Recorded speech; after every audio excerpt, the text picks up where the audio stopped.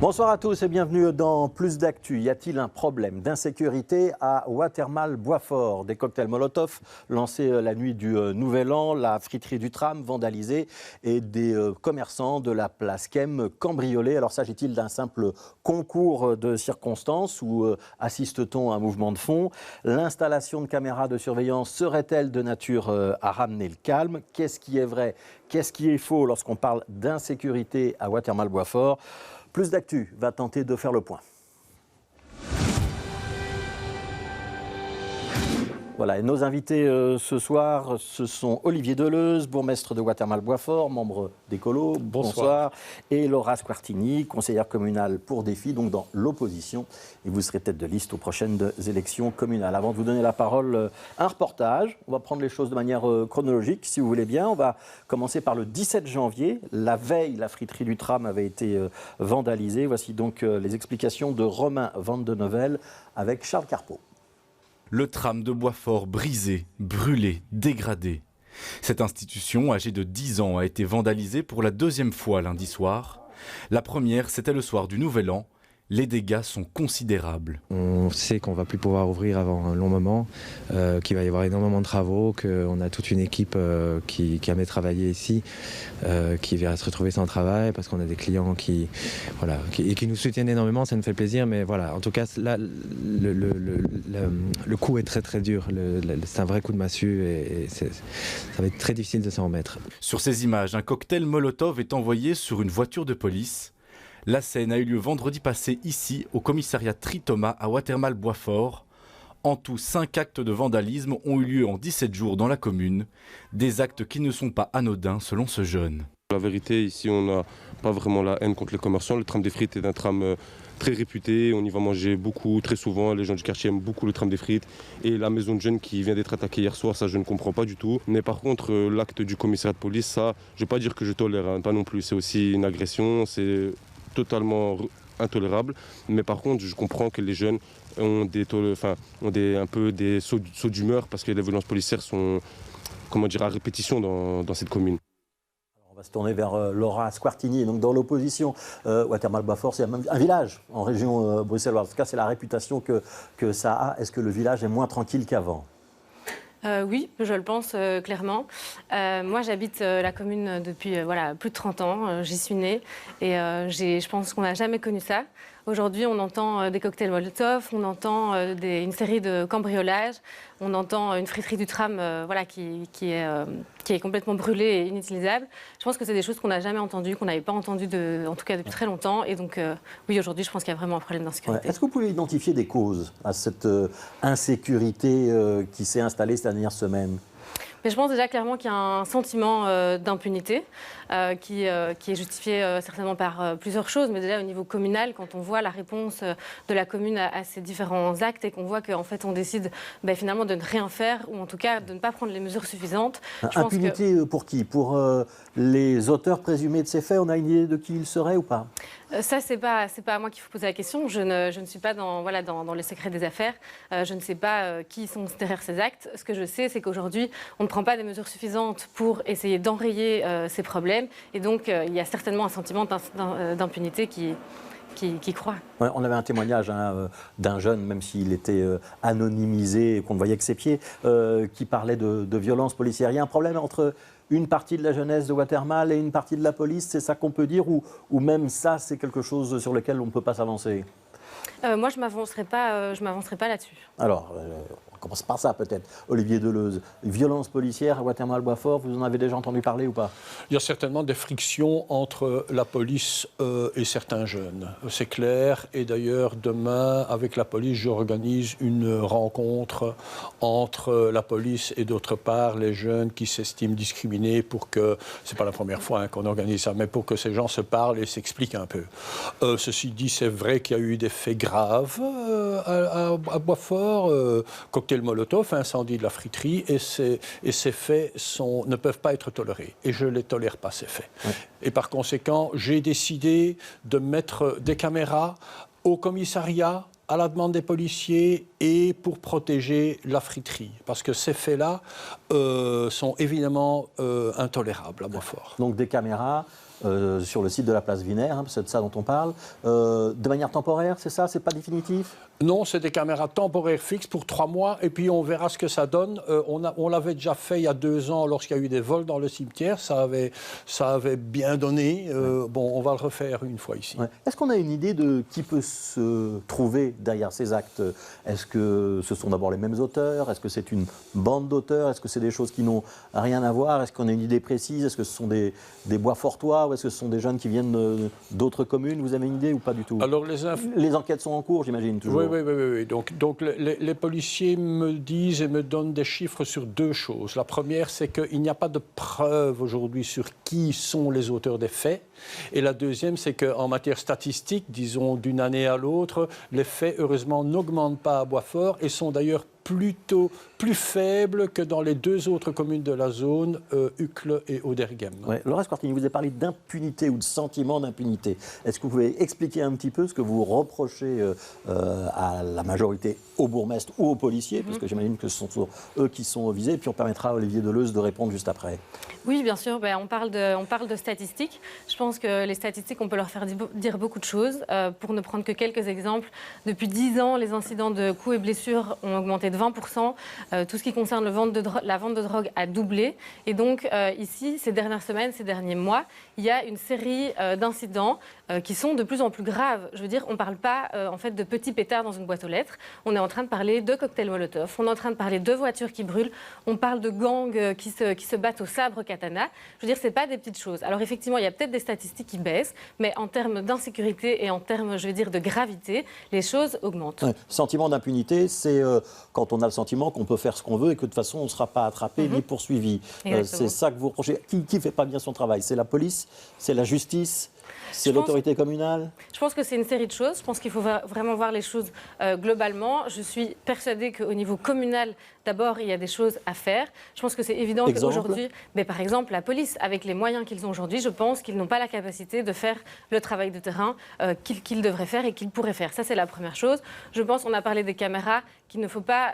ici, aujourd'hui, on a un peu dualisé le discours caméra pour ou contre. Il faut vraiment voir les choses plus globalement, donc au niveau communal. Et je sais aussi que tout ne relève pas de la commune, il y a aussi un sentiment d'impunité parce qu'une fois qu'on se fait attraper, et c'est le cas je pense pour le tram ou les cocktails Molotov, on les attrape et en fait après on n'a pas les moyens pour les juger, on n'a pas les moyens pour enquêter et donc effectivement je pense que tout ça nourrit un sentiment d'impunité. Est-ce qu'il y a une partie du constat ou des affirmations que vous pouvez endosser, Olivier Deleuze? Certainement. D'abord je voudrais remercier la police qui fait un bon boulot à Boisfort et merci bien à eux et c'est grâce à eux que les statistiques sont tellement bonnes. C'est vrai qu'il y a un problème de moyens de la justice et de la police, je suis d'accord, depuis des années et des années. Et tous les partis sont responsables de ça, y compris Écolo, y compris Défi, MR, PS, tous. Parce que tous les partis ont été au gouvernement depuis... C'est plutôt au fédéral que ça se passe. Oui, au fédéral. N'y est pas au fédéral. Oui, mais ils y ont été... Enfin, je veux dire, franchement, tout le monde est dedans. Et je crois que c'est une erreur de ne pas financer suffisamment la police et la justice. Je crois que c'est une erreur. Quand on parle de sentiment d'impunité, est-ce qu'il y a des moments où, par exemple, des petits délinquants à Boisfort auraient été attrapés, on ne les aurait pas assez sermonnés, ou est-ce qu'il y a des moments où vous ne mettez pas suffisamment de moyens au bon endroit, au bon moment? Est-ce que ça arrive ou pas? Ça arrive certainement, mais soyons très clairs, moi je n'ai aucun sentiment de tolérance par rapport aux gens qui cambriolent ou qui mettent le feu ou qui lancent des cocktails Molotov. C'est un droit démocratique à la sécurité et j'observe d'ailleurs que les communes qui ont beaucoup de caméras n'ont pas de statistiques meilleures que les communes qui n'en ont pas comme Boisfort. Malheureusement, il n'y a pas de recette magique en fait. Alors on va quitter la friterie et ce quartier Wiener. On va se déplacer place Kem, si vous voulez bien. On va être une dizaine de jours plus tard avec un reportage de Sabine Rigelheim cette fois-ci, qui date de vendredi dernier. On était donc le 26 janvier. Virginie Barzel a ouvert son salon de coiffure place Kem il y a 26 ans. Et elle n'a jamais eu de problème, jusqu'au mois de novembre dernier. Je me suis fait cambrioler un dimanche soir. C'est des voisins qui ont remarqué que la porte était ouverte. Donc on m'a appelé, je suis venue et je n'ai pu que constater qu'on avait tout mis à sac, volé tout mon matériel, le fond de caisse et voilà.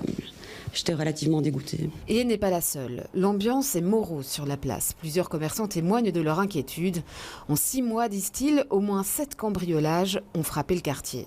3 rien que la semaine dernière, sans compter les actes de vandalisme. Et tous en conviennent, les problèmes se sont aggravés avec le début des travaux à l'été dernier. On aimerait bien avoir quand même un petit peu plus de soutien de la part de la commune, plus de passage de la police la nuit, déjà, et peut-être des caméras surtout. Le bourgmestre tient d'abord à relativiser. Selon les statistiques policières, le nombre de cambriolages dans le quartier est stable ces dernières années. Il insiste aussi, selon lui, la police continue bien à patrouiller. Quant aux caméras de surveillance dans l'espace public, réclamées par les commerçants... Je ne suis pas favorable de mesures inefficaces. Une déception pour les commerçants qui attendent surtout la fin des travaux au printemps prochain. Un extrait d'un reportage, il y avait un développement un petit peu plus long, on va vous permettre de le faire maintenant, Olivier Deleuze. Pourquoi est-ce que les caméras de surveillance, c'est inefficace d'après vous? Parce que j'observe qu'à Uccle et à Auderghem, les 2 autres communes de la zone qui ont des compositions de majorité communale différentes, donc ce n'est pas une question politique. Il y a des caméras et les statistiques ne sont pas meilleures. Et d'ailleurs, vous, Défi, vous n'avez pas voté pour les caméras comme nous avions proposé, temporaires. Et je vous comprends, vous avez raison.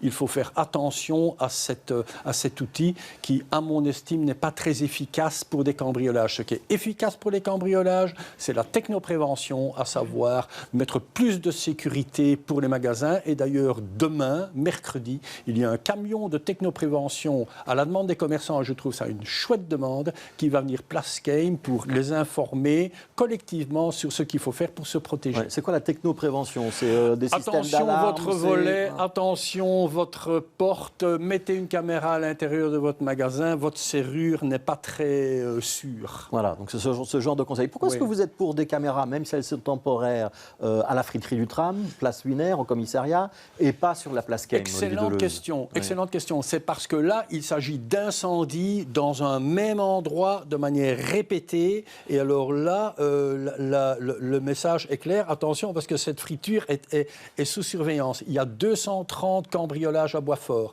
même ordre de grandeur que les autres communes. Je ne vais pas mettre des caméras dans toutes les rues, en fait. Oui, mais même si sur la place Game, il y a peut-être un sentiment que c'est un petit peu plus sensible qu'ailleurs. Le sentiment est analogue dans les autres communes de la commune, en fait, dans les autres rues de la commune. Ouais, Laurence Quartieni, caméra, pas caméra, place Game, place Wiener, dans toutes les rues ou pas partout? D'abord, je voudrais mettre un terme à une petite rumeur.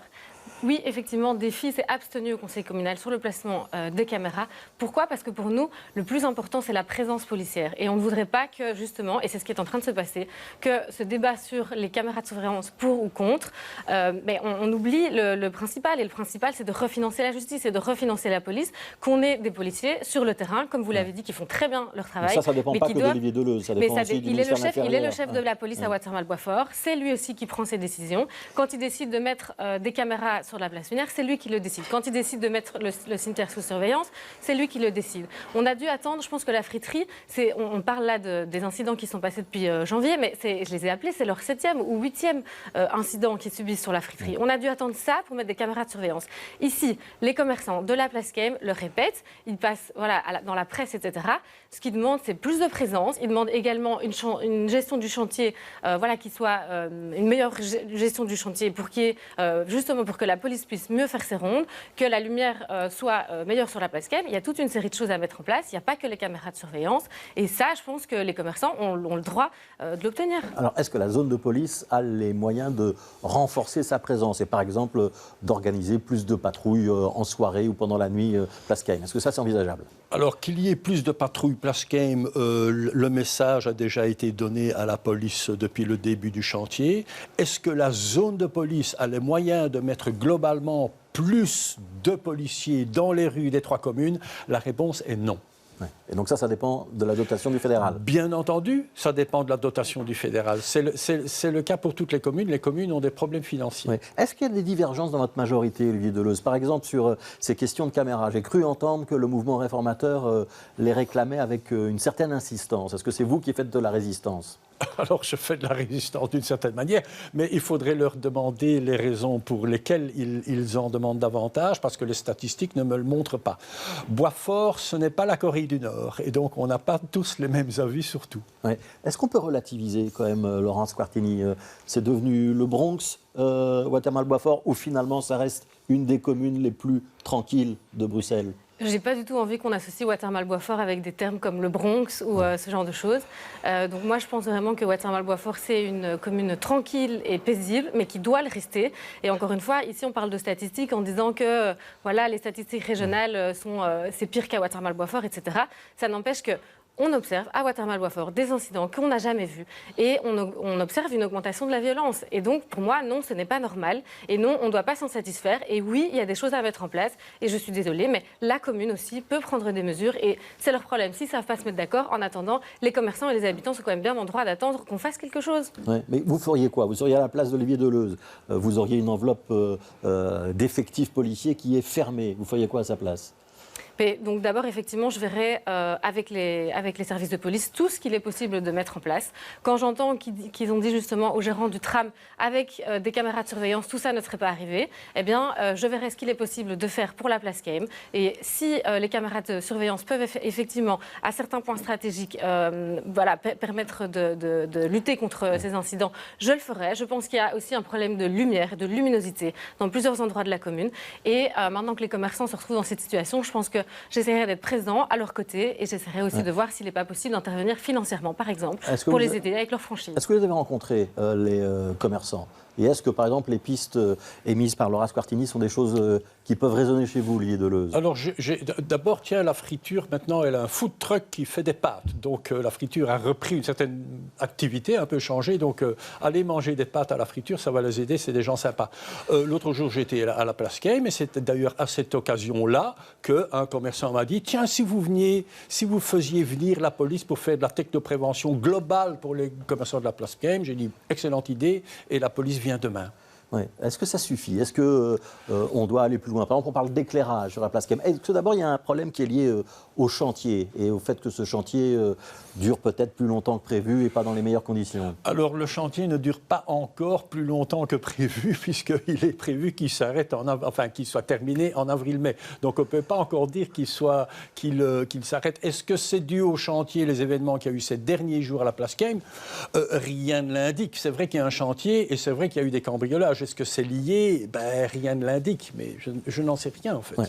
Alors on parle peut-être un petit peu de politique, si vous voulez bien, pour terminer. Peut-être, Laurence Quartini, comment est-ce que on sait qu'Olivier Deleuze ne se représentera pas au Majorat, donc il y aura forcément un changement de bourgmestre. Comment est-ce que vous l'imaginez, le ou la bourgmestre demain, et qu'est-ce qu'il devra faire en matière de sécurité, notamment, puisqu'il sera amené aussi à siéger au Conseil de police? Et est-ce que c'est facile, d'ailleurs, cette collaboration entre 3 communes dans une zone de police? Ou est-ce que ça peut être un moment compliqué? Est-ce qu'on n'a pas envie de déshabiller Paul pour habiller Jacques lorsqu'on doit déterminer les effectifs policiers? D'abord, je pense que le bourgmestre, comme tous les élus en fait, de la commune, je pense qu'ils doivent être vraiment proches des citoyens et des commerçants. Ouais. Olivier Deleuze ne l'est pas? Je ne dis pas qu'il ne l'est pas, je dis qu'il faut l'être. Je dis qu'aujourd'hui, les commerçants, et en tout cas c'est ce qu'ils disent et c'est ce qu'ils relaient dans la presse, ils ne se sentent pas écoutés et ils ne se sentent pas soutenus. Ça, c'est eux qui le disent, c'est pas moi. Donc pour moi, un bourgmestre doit être proche des gens et on doit garder en ligne de mire le bien-être collectif de nos habitants. C'est eux qu'on doit défendre en premier lieu. Et donc moi, quand je vois aujourd'hui que les partenaires de majorité ne sont plus d'accord sur une série de points qui dépassent le thème de la sécurité et que du coup, ils décident de ne plus rien décider parce qu'ils ne sont pas d'accord, pour moi, c'est inadmissible. Imaginons, vous êtes bourgmestre, on est dans un an, on est en janvier 2025, c'est quoi la première chose que vous faites? La première chose que je fais, je vais déjà voir les quartiers commerçants, je vais voir les endroits qui sont aujourd'hui identifiés comme problématiques et je regarde avec eux qu'est-ce qu'on peut mettre en place et je le fais immédiatement. Je mets tout ce que j'ai à ma disposition pour le faire. Olivier Deleuze, est-ce que la gestion de la zone Marlot, c'est quelque chose de facile? Ou est-ce qu'il faut négocier avec vos collègues bourgmestres et c'est là qu'est peut-être la difficulté pour obtenir des renforts? En fait, non, c'est quelque chose de facile parce qu'on s'y met d'accord sur le fait que chacun, d'une certaine manière, est maître chez soi. Il y a une bonne entente entre M. Diliès, Mme De Vos et moi. Et deuxièmement, je voudrais dire une chose, la majorité va bien à Boitsfort. Ça ne veut pas dire qu'elle est éternelle, mais il n'y a pas de problème de majorité à Boitsfort. On dit depuis 2012 qu'il y a un problème de majorité à Boitsfort. Elle est toujours là, la majorité. Ouais. Vous seriez prêt à reconduire cette coalition écolo-MR après les élections d'octobre? D'abord, il y a les élections régionales. Ensuite, il y a les élections communales. Et ensuite, les suivants décideront. Ce ne sera pas moi. Ce ne sera pas vous. Donc non, ce sera Monsieur Roberti. Ah si, les bourgmestres. Qui sera chef de file écolo, en tout cas, qui devra trancher ces questions-là. Même question pour Laura Squartini, pour défi en matière de sécurité, ou de manière plus générale, le candidat le plus désirable pour faire une alliance pour vous? Est-ce que ce sera écolo? Est-ce que ce sera le mouvement réformateur? Est-ce que ce sera le Parti socialiste? Ce sera celui qui mettra la tranquillité et la sécurité de la commune dans ses priorités. Alors c'est écolo. On verra ça. Vous avez déjà une idée peut-être, non? Pas encore. De celui qui répondra à cette définition? Non, j'attends de voir ce que les partis proposeront. Aujourd'hui, je constate l'inaction et demain, on verra. Laura Squartini, donc pour Défi, et Olivier Deleuze, bourgmestre écolo de Watermal-Boitsfort. Merci à tous les deux d'avoir participé à ce débat. Puis on reparlera de Watermal-Boitsfort demain matin dans notre matinale, puisqu'on recevra David Lester à 8h15. On aura également la présence dans Bonjour Bruxelles de Philippe Clause à 7h50. Et puis demain soir, dans Plus d'actu, changement de sujet, on parlera de création de logements et de prix des loyers. Continuez à bien vous informer et à demain.